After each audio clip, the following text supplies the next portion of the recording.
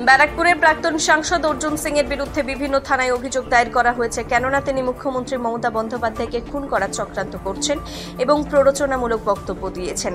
এই বিষয়ে সাংবাদিক বৈঠক ব্যারাকপুরের সাংসদ পার্থ ভৌমিক বলেন, নেপালের পরিস্থিতি নিয়ে যে রক্তক্ষয়ী আন্দোলন হচ্ছে সেটা এ রাজ্যেও হওয়া উচিত এবং তিনি তাদের সহযোগিতা করবেন বলে জানিয়েছেন। ফলে তিনি মুখ্যমন্ত্রী মমতা বন্দ্যোপাধ্যায়কে খুন করার চক্রান্ত করছেন বলে অভিযোগ ব্যারাকপুরের সাংসদ পার্থ ভৌমিক। তিনি বলেন, আমরা কখনোই চাইব না এরকম রক্তক্ষয়ী আন্দোলন করে দেশের মোদী সরকারকে সরানোর জন্য। অর্জুন সিং একটি অশিক্ষিত বলে কটাক্ষ করেন পার্থ ভৌমিক। আমরা আশঙ্কিত যে ভারতবর্ষের গণতন্ত্রকে বিজেপি যে কায়দায় ধ্বংস করছে, সেখানে ভারতীয় জনতা পার্টির একজন নেতা হিসেবে মমতা ব্যানার্জিকেই অর্জুন সিংরা খুন করার পরিকল্পনা করছে, এটা আমরা আশঙ্কা করছি। এমনিতেই ভারতবর্ষের গণতন্ত্রের মূল যে পীঠস্থান, সেগুলোকে ধ্বংস করে দেওয়া হয়েছে। সিবিআই, ইডি, এনআইএ সব দলদাসে পরিণত হয়েছে।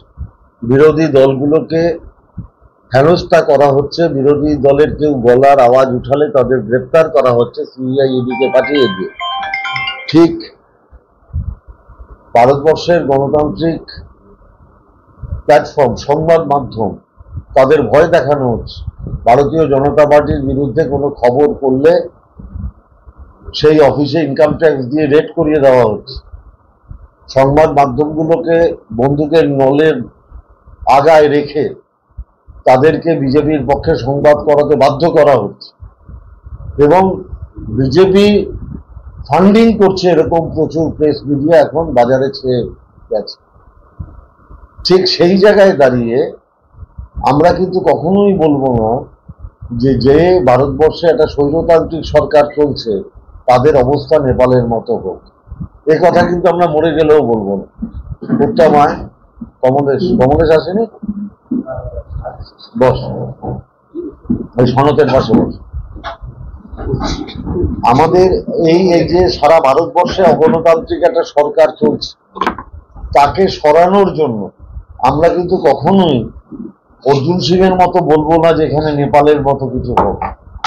কারণ আমরা মনে করি ভারতবর্ষ গণতান্ত্রিক রাষ্ট্র, গণতান্ত্রিক পদ্ধতিতেই কোনো সরকারের পরিবর্তন হওয়া উচিত।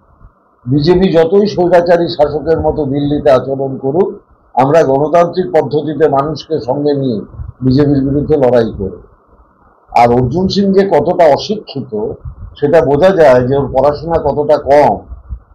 যে নেপাল একটা রাষ্ট্র, বাংলাদেশ একটা রাষ্ট্র, বাংলা কিন্তু পশ্চিমবাংলা কিন্তু একটা রাজ্য, একটা অঙ্গরাজ্য।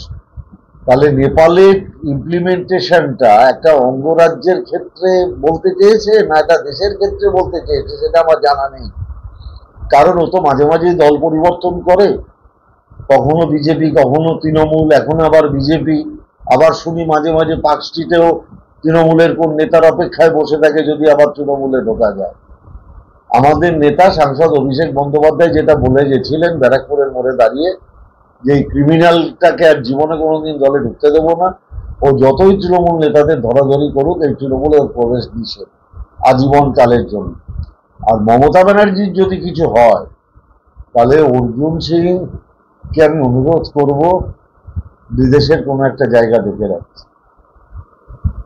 মমতা ব্যানার্জির কিছু হলে তৃণমূলের ছেলেরা, বাংলার মানুষ ছেড়ে দেবে না। বাংলা শান্তিপূর্ণ জায়গা। বিচ্ছিন্নভাবে কোনো ঘটনা ঘটলে তৃণমূল কংগ্রেস তার নিন্দা করে। অভয়ার মার ঘটনায় মমতা ব্যানার্জির সরকার, পুলিশ সঙ্গে সঙ্গে ব্যবস্থা নিয়েছে এবং মমতা ব্যানার্জির পুলিশ যাকে গ্রেপ্তার করেছে, সিবিআই 2 বছর তদন্ত করে তার বাইরে আর কাউকে অপরাধী করতে পারেনি। মমতা ব্যানার্জির সরকার কেউ যদি বাংলার কৃষ্টি সংস্কৃতিকে অপদস্থ করে, আঘাত করে, তার বিরুদ্ধে ব্যবস্থা নিতে 1 সেকেন্ড সময় নেয় না। কিন্তু অমিত শাহর মিছিল থেকে যখন বিদ্যাসাগরের মূর্তি ভাঙা হয়, তার নিন্দা কেউ করে না। সারা ভারতবর্ষে যখন মনীষীদের অপমান করা হয়, তার নিন্দা কেউ করে না। যখন সেলুলার জেল থেকে বাংলার বিপ্লবী উল্লাসকর দত্ত, বারিন ঘোষের নাম কেটে দেওয়া হয় বাঙালিকে অসম্মানিত করার জন্য, তখন বাংলার বিজেপি নেতারা কোনো কথা বলেন না।